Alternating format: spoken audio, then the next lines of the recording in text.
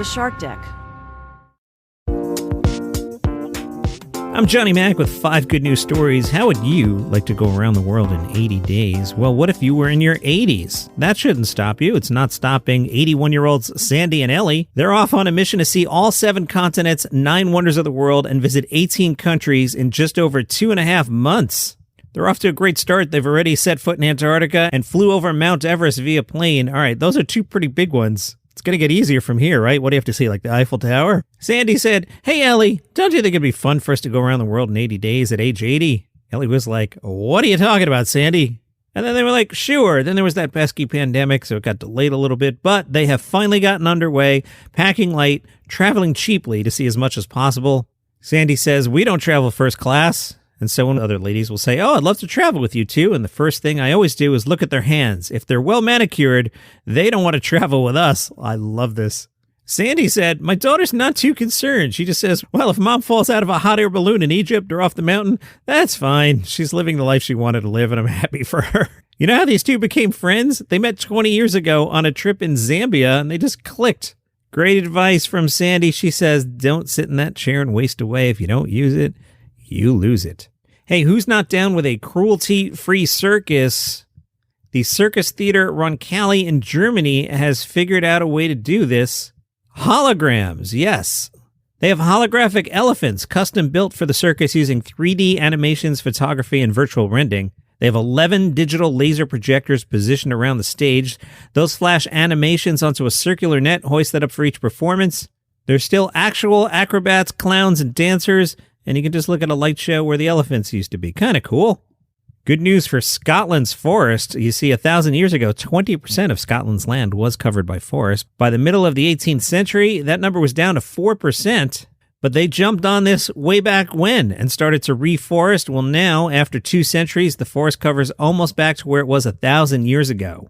So it can be done. It just takes a minute. Speaking of olden times, a 17th century gold ring is estimated to fetch at least $12,000 at a British auction. It was found by a retired school teacher in his backyard.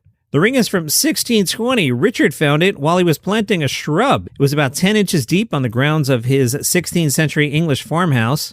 Nigel Mills is a consultant to the auction house and says dates from 1620 very likely belong to Humphrey Cockerham of Collumpton in Devon. The ring bears a seal with the coat of arms of the Cockerham family and the initials HC behind. Humphrey was recorded as the head of the family in 1620 and lived at Hillsderne Manor in the early 17th century, which is 42 miles east of where the ring was found.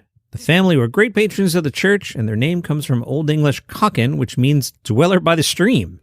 Richard said he was amazed when he heard how much it was worth, and he's planning to use the proceeds from the sale to help his children. I don't know what it is about this podcast, but there's a lot of McDonald's stories. Here's another one. The headline, "My colleague charged guests for food at her wedding. I got McDonald's instead." See, a woman went to a wedding, and she was kind of annoyed to find out the guests had to pay for their meals, so she left and grabbed McDonald's.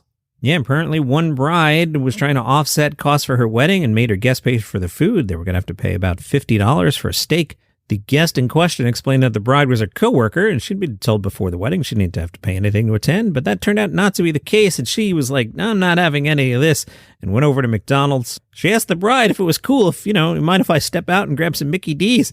The bride was fuming at that suggestion and even branded her colleague cheap for refusing to eat at the wedding.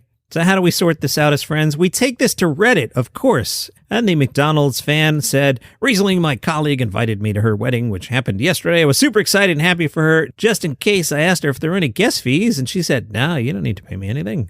On the day itself, everything went well until the reception. To my shock, I was presented with a wedding menu that had prices on it. For example, steak, $50. Everything was ridiculously expensive, including the vegetarian options. At first, I wanted to question her because she lied to me. They didn't have to pay for anything. Dude, it was her wedding day. But it was her wedding, and I didn't want to spoil her day by embarrassing her in front of everyone." Good choice. However, the only other option was to simply not eat, as I didn't bring enough money for both a meal and a ride back, but that was completely unfavorable, so I had skipped my lunch to save space for the wedding meal and was pretty hungry. Suddenly, I remembered that I saw McDonald's about 5 minutes away from the hotel. As tactfully as I could, I asked the bride if I could make a quick stop at McDonald's as I didn't bring enough money for the reception meal. I said I'd be back in time for the gift ceremony and cake. I thought she'd agree, but to my horror, she got really upset. She said she had put so much effort to get this Michelin star restaurant service, yet I still wasn't amped. That I was trying to bring her down by saying that I'd rather eat McDonald's. Bride said it was the woman's fault for not bringing enough money, and she claimed that when she said the women didn't have to pay, she only meant there was no attendance fee. Are there usual cover fees at weddings? What? Furious, the bride told the guests to leave the wedding, and she did, grabbing McDonald's on her way home. Oh, wait, there's more. Back at home, I told my boyfriend everything. He thought it was a funny story. You're right, boyfriend. But said I was an a-hole. If I didn't have the money, I could always pay her back later. And his exact words is, you chose the wrong time to be stingy. My other friends agree as well, saying it was not tactfully of me for doing that at the wedding.